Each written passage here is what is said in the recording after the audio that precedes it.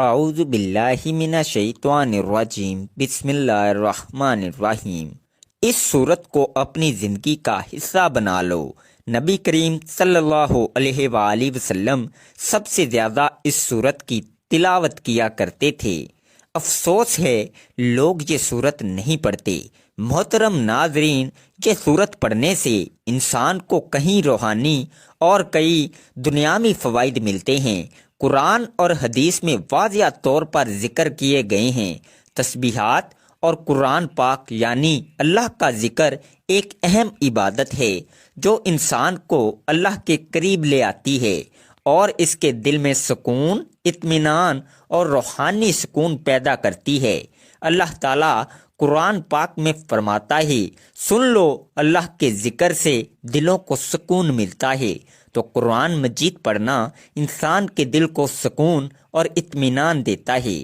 جب انسان اللہ کے ذکر میں مشغول ہوتا ہے تو وہ دنیاوی پریشانیوں سے دور ہو کر اللہ کی طرف متوجہ ہوتا ہے، جس سے دل میں سکون آتا ہے۔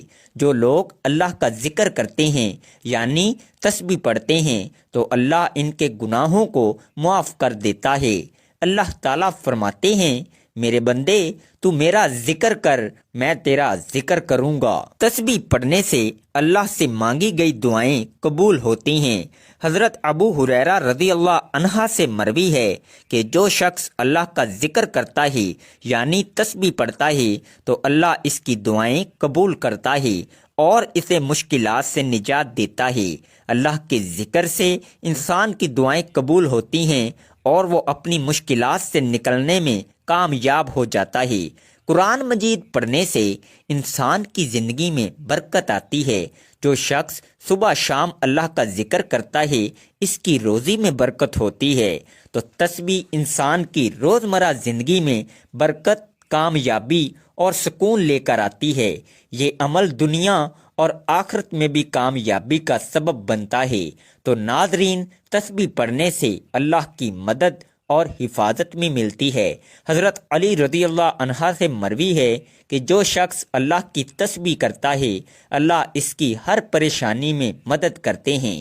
اللہ کا ذکر انسان کو شیاطین کی شرارتوں سے محفوظ رکھتا ہے اور اللہ کی مدد کی ضمانت بھی فراہم کرتا ہے۔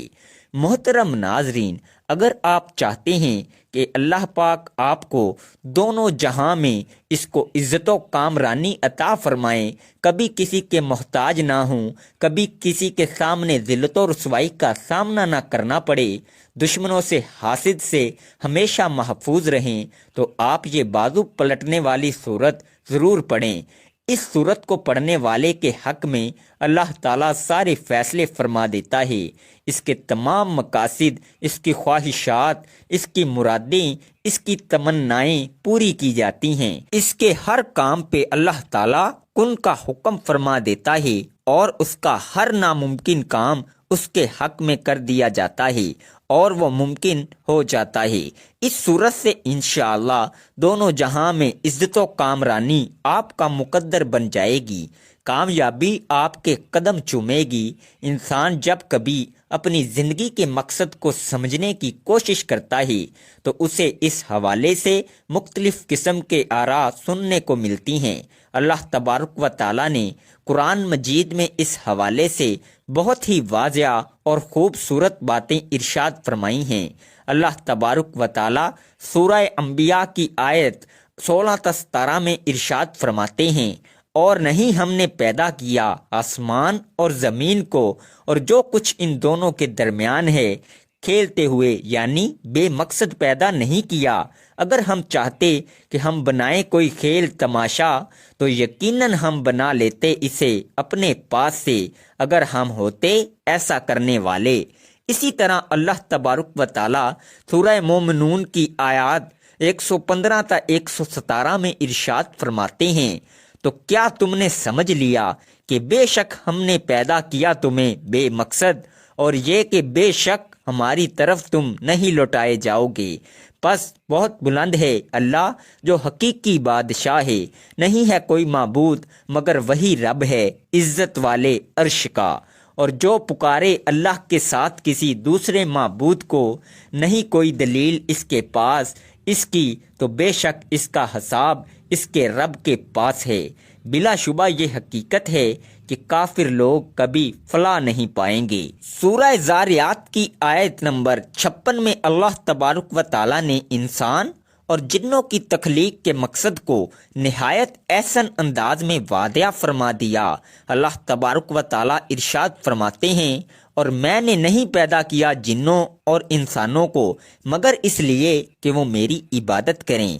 مذکورہ بالا تمام آیات پر غور و فکر اور تدبر کرنے کے بعد یہ بات سمجھ آتی ہے کہ تخلیق کے انسانیت کا مقصد در حقیقت اللہ تبارک و تعالیٰ کی معرفت حاصل کرنا اور اس کی بندگی و عبادت کو بجا لانا ہے۔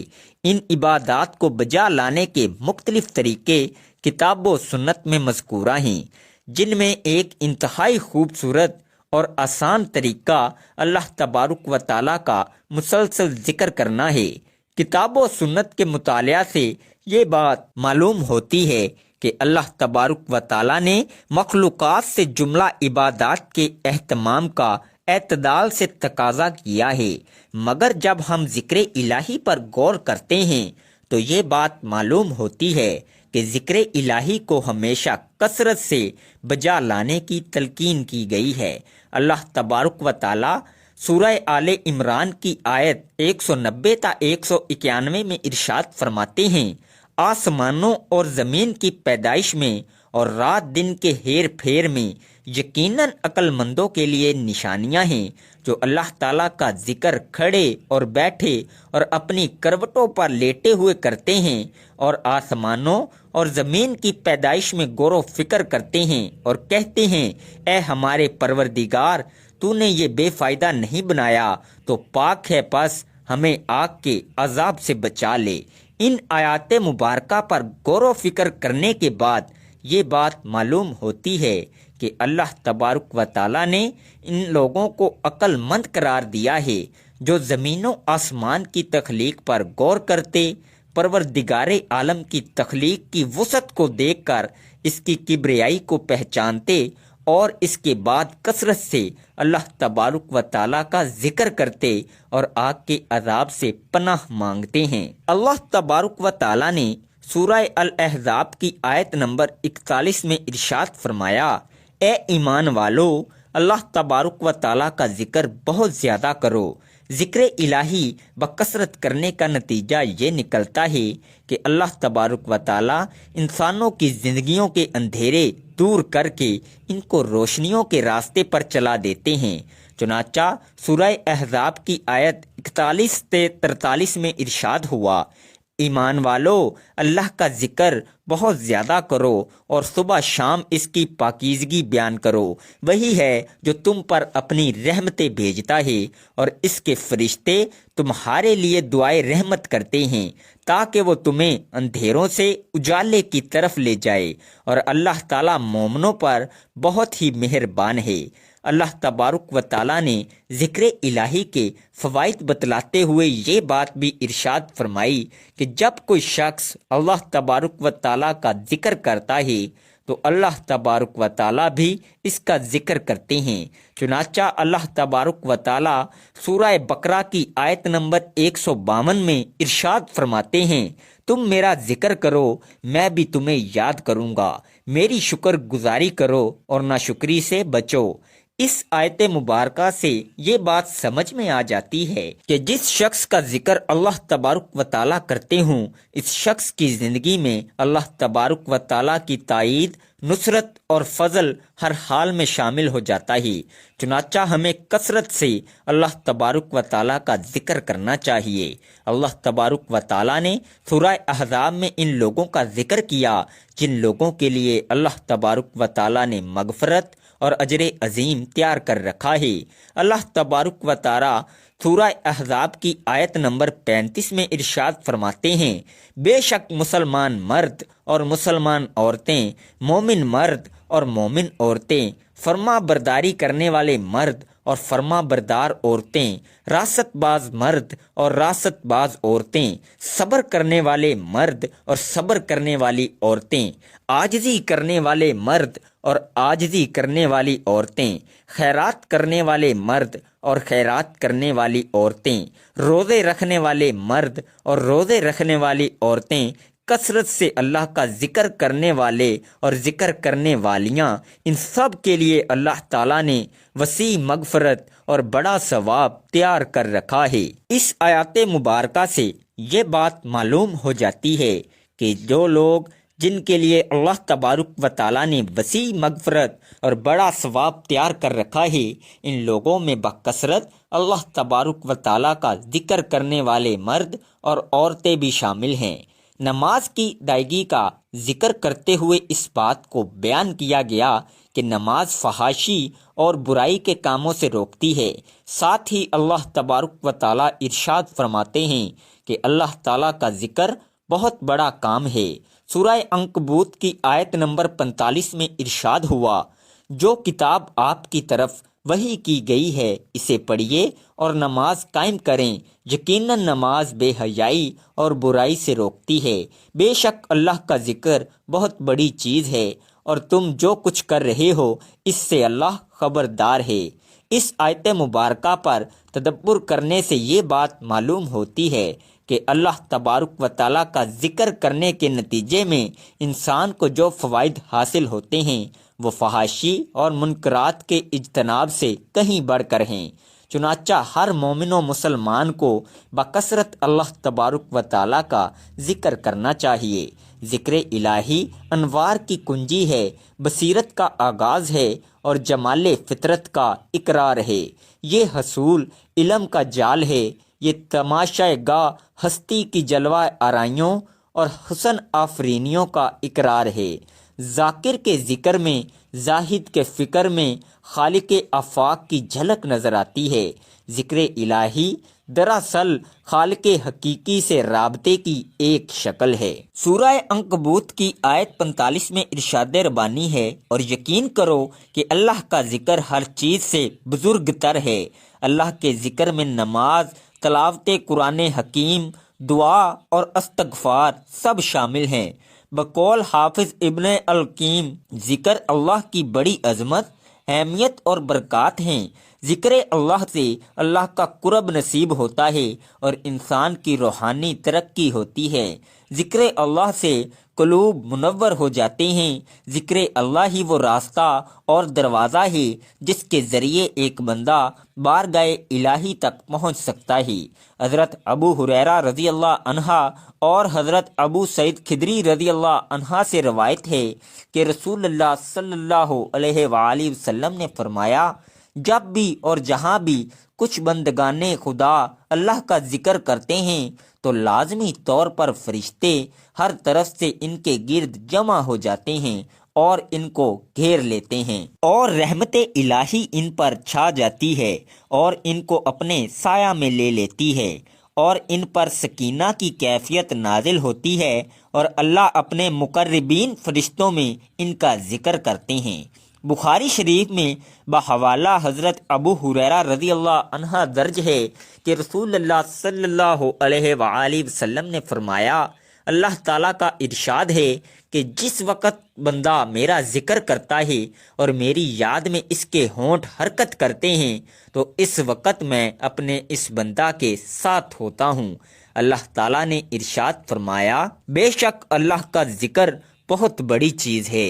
ابو ہریرہ رضی اللہ عنہ سے روایت ہے کہ نبی کریم صلی اللہ علیہ وآلہ وسلم نے فرمایا، اللہ تعالیٰ فرماتا ہے کہ میں اپنے بندے کے یعنی میرا بندہ میرے بارے میں جیسا گمان رکھتا ہے میں اس کے ساتھ ویسا ہی کرتا ہوں، گمان کے ساتھ ہوں، اور جب بھی وہ مجھے یاد کرتا ہے تو میں اس کے ساتھ ہوتا ہوں۔ بس جب وہ مجھے اپنے دل میں یاد کرتا ہے تو میں بھی اسے اپنے دل میں یاد کرتا ہوں، اور جب وہ مجھے مجلس میں یاد کرتا ہے تو میں اسے اس سے بہتر فرشتوں کی مجلس میں یاد کرتا ہوں۔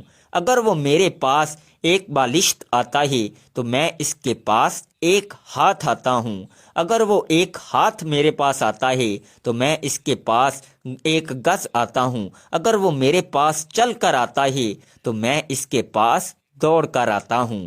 حضرت ابو الدرداء رضی اللہ عنہ سے روایت ہے کہ رسول اللہ صلی اللہ علیہ وآلہ وسلم نے فرمایا، کیا میں تم کو وہ عمل بتاؤں جو تمہارے سارے اعمال میں بہتر اور تمہارے مالک کی نگاہ میں پاکیزہ تر ہے اور تمہارے درجوں کو دوسرے تمام اعمال سے زیادہ بلند کرنے والا ہے، اور اللہ کی راہ میں سونا اور چاندی خرچ کرنے سے بھی زیادہ اس میں خیر ہے، اور اس سے جہاد سے بھی زیادہ تمہارے لیے اس میں خیر ہے، جس میں تم اپنے دشمنوں اور خدا کے دشمنوں کو موت کے گھاٹ اتارو اور وہ تمہیں ذبح کریں اور شہید کریں۔ صحابہ کرام رضی اللہ عنہ نے عرض کیا، ہاں یا رسول اللہ صلی اللہ علیہ وآلہ وسلم، ایسا قیمتی عمل ضرور بتائیے۔ آپ نے فرمایا، وہ اللہ کا ذکر ہے۔ ابن ماجہ میں لکھا ہے کہ حضرت ربیعہ بن کعب اسلمہ رضی اللہ عنہ رات کو آپ کے آستانہ اقدس پر پہرا دیتے تھے۔ ابن ماجہ میں لکھا ہے کہ حضرت ربیعہ بن کعب اسلمہ رات کو آپ کے آستانہ اقدس پر پہرا دیتے تھے۔ وہ بیان کرتے ہیں کہ آپ کی تسبیح اور تحلیل کی آواز سنتے ہی سنتے میں تھک جاتا تھا اور مجھے نیند آ جاتی تھی۔ بقول علامہ شبل نعمانی رحمۃ اللہ علیہ، اٹھتے بیٹھتے چلتے پھرتے کھاتے پیتے سوتے جاگتے وضو کرتے نئے کپڑے پہنتے سوار ہوتے سفر میں جاتے واپس آتے گھر میں داخل ہوتے مسجد میں قدم رکھتے غرض ہر حالت میں دل و جان ذکر الہی میں مصروف رہتے۔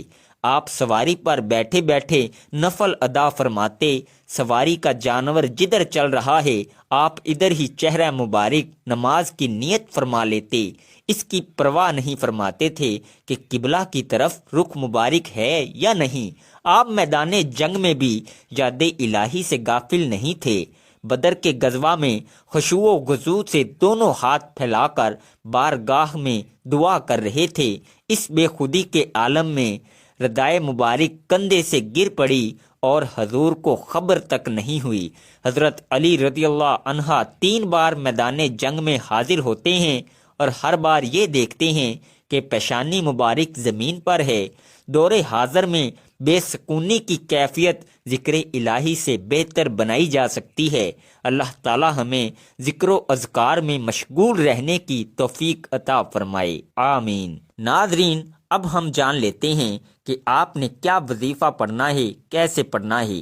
تو ناظرین، جو بندہ قرآن مجید پڑھتا ہے اپنے کسی بھی مقصد کے لیے، کسی بھی حاجت کے لیے، کسی بھی مشکل یا پریشانی سے نکلنے کے لیے، خاص طور پر اپنے حق میں فیصلے کے لیے، تو اللہ کی فوری مدد عرش سے آن پہنچتی ہے اور فیصلہ اس کے حق میں ہو جاتا ہے۔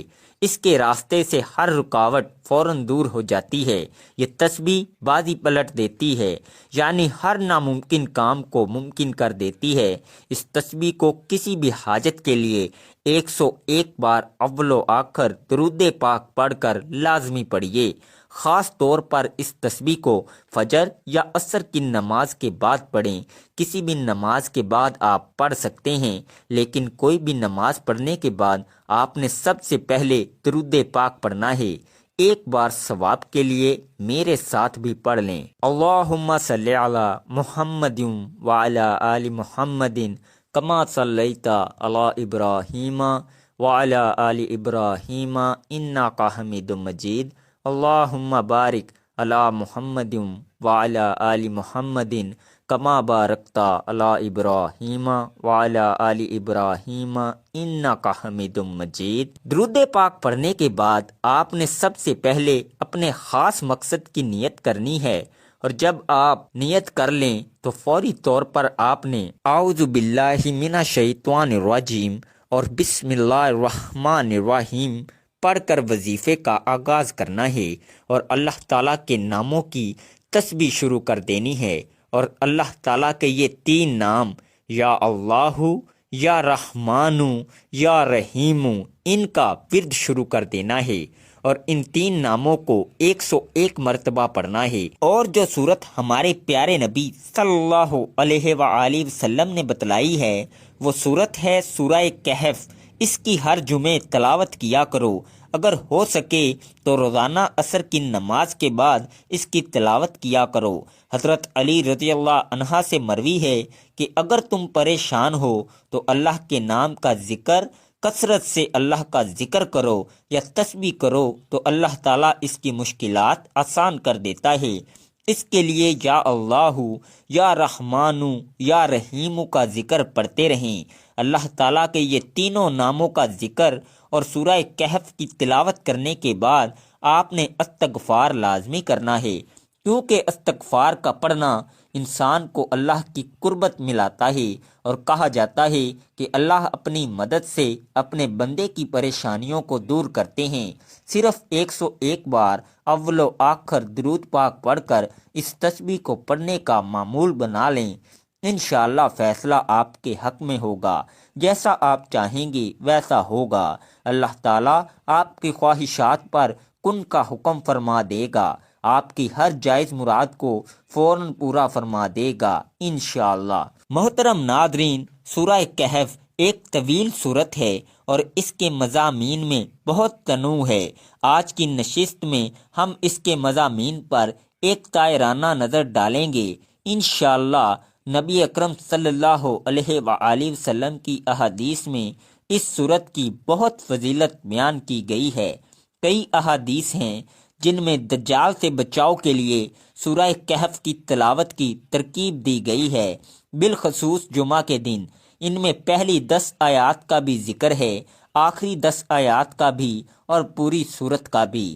دجال کے بارے میں نبی اکرم صلی اللہ علیہ وآلہ وسلم نے فرمایا کہ ہر نبی اور ہر رسول نے اپنی امت کو دجال سے خبردار کیا، اور میں آخری نبی ہوں، میری امت میں ہی دجال کا فتنہ رونما ہوگا۔ اللہ کے نبی صلی اللہ علیہ وآلہ وسلم نے اگر دجال سے بچاؤ کے لیے اس سورت کو پڑھنے کی تاکید کی ہے تو ہمیں معلوم ہونا چاہیے کہ اس سورت کے مضامین کیا ہیں، اس حوالے سے کیا خاص گفتگو اس میں کی گئی ہے۔